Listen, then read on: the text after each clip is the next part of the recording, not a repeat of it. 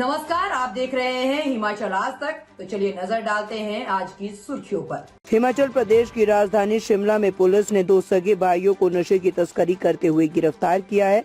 गिरफ्तार किए गए दोनों युवक पंजाब के रहने वाले हैं। पुलिस ने आरोपियों के पास से चिट्टा भी बरामद किया है। दोनों तस्करों के खिलाफ केस दर्ज कर पुलिस मामले की जाँच में जुटी हुई है।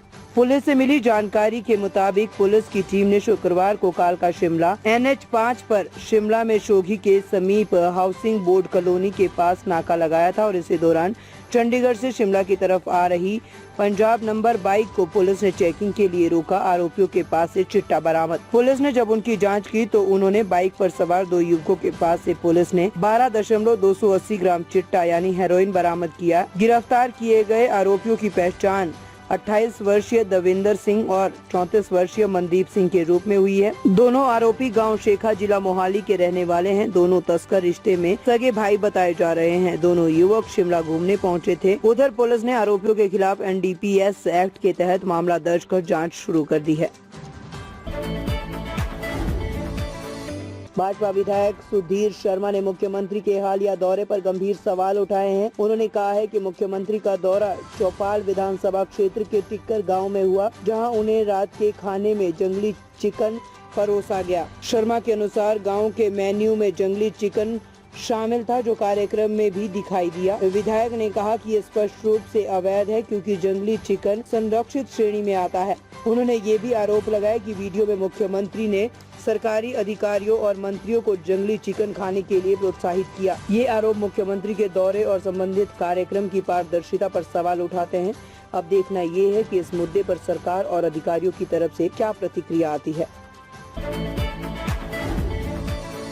कीरतपुर नेरचौक 4 लेन मार्ग पर यातायात को सुचारू बनाने के लिए 4 नई समानांतर टनल का निर्माण किया जाएगा। इसमें से एक टनल का काम पहले ही शुरू किया जा चुका है और इसे मार्च तक तैयार करने का लक्ष्य भी रखा गया है। इसके अलावा अन्य 4 टनल्स की डिटेल्ड प्रोजेक्ट रिपोर्ट यानी DPR तैयार की जा रही है और मार्च तक इसके लिए टेंडर की प्रक्रिया शुरू करने की योजना है। ये 4 लेन मार्ग करीब 60 किलोमीटर लंबा है और यहाँ पहले से ही 5 टनल बनी हुई है, जिनमें से सभी 2 लेन है। वर्तमान में इन टनलों में केवल एक ही टनल से वाहनों का आवागमन हो रहा है, जिससे अक्सर हादसों का खतरा बढ़ता है और वाहनों की गति भी धीमी हो जाती है। ये निर्णय बढ़ते ट्रैफिक को ध्यान में रखते हुए लिया गया है, ताकि समानांतर टनल के निर्माण से यातायात की स्थिति बेहतर हो सके। नई टनल के बनने से 4 लेन मार्ग पर यातायात सुचारू और सुरक्षित रहेगा।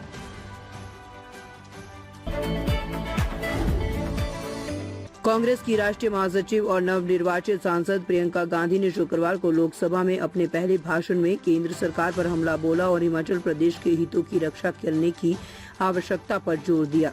उन्होंने आरोप लगाया कि केंद्र सरकार उद्योगपति गौतम अडानी को कोल्ड स्टोर जैसे महत्वपूर्ण संसाधन देने से हिमाचल के बागवान दुखी हैं। प्रियंका गांधी ने कहा कि आज की सरकार एक व्यक्ति के लिए सब कुछ बदल रही है। सारे कोल्ड स्टोरेज अडानी को सौंप दिए गए हैं, जिससे हिमाचल के बागवानों को बड़ा नुकसान हो रहा है। केंद्र सरकार एक व्यक्ति को लाभ पहुँचा रही है और 142 करोड़ भारतीयों की अनदेखी कर रही है। उन्होंने आरोप लगाया कि सरकार उद्योगों, रेलवे, एयरपोर्ट जैसे प्रमुख कारोबारों को एक व्यक्ति को सौंप रही है और इस तरह से पूरी अर्थव्यवस्था को एक हाथ में केंद्रित कर रही है। प्रियंका ने ये भी कहा है कि सरकार राजनीतिक न्याय की बात करती है, लेकिन पैसे के बल पर सरकारें गिराई जाती है और इस संदर्भ में उन्होंने महाराष्ट्र और हिमाचल प्रदेश का उदाहरण भी दिया।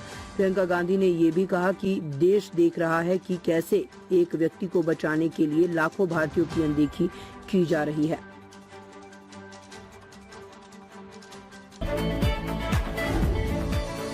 हिमाचल प्रदेश में साइबर ठगी के मामलों में लगातार बढ़ोतरी हो रही है, जिसमें शातिर अपराधी देश के 3 प्रमुख स्थानों से अपनी गतिविधियां चला रहे हैं। हाल ही में सामने आए मामलों के अनुसार ठग गांधीनगर, मेवात, झारखंड और पश्चिम बंगाल से सक्रिय हैं और साथ ही पैन इंडिया स्तर पर ठगी के प्रयासों में भी जुटे हुए हैं। इन अपराधियों द्वारा पब्लिक डोमेन से उपलब्ध जानकारी और अन्य माध्यमों से डाटा चुराकर ठगी की जा रही है। शातिर लोग डर और लालच का इस्तेमाल करके लोगों को अपने जाल में फंसाते हैं। एक बार धनराशि हाथ में आने के बाद ठग फिर कभी संपर्क नहीं करते। साइबर ठग रोज नए नए तरीके और हथकंडे अपना कर लोगों को नुकसान पहुँचा रहे हैं। सोशल मीडिया, अनजान फोन कॉल्स और लिंक शातिरों के लिए प्रमुख टूल बन गया है, जिनके जरिए वे अपने शिकार तक पहुंचते हैं। इस बढ़ती ठंड से बचने के लिए लोगों को सावधानी और जागरूकता बरतने की आवश्यकता है। हिमाचल की खबरों को देखने के लिए बने रहें हिमाचल आज तक के साथ।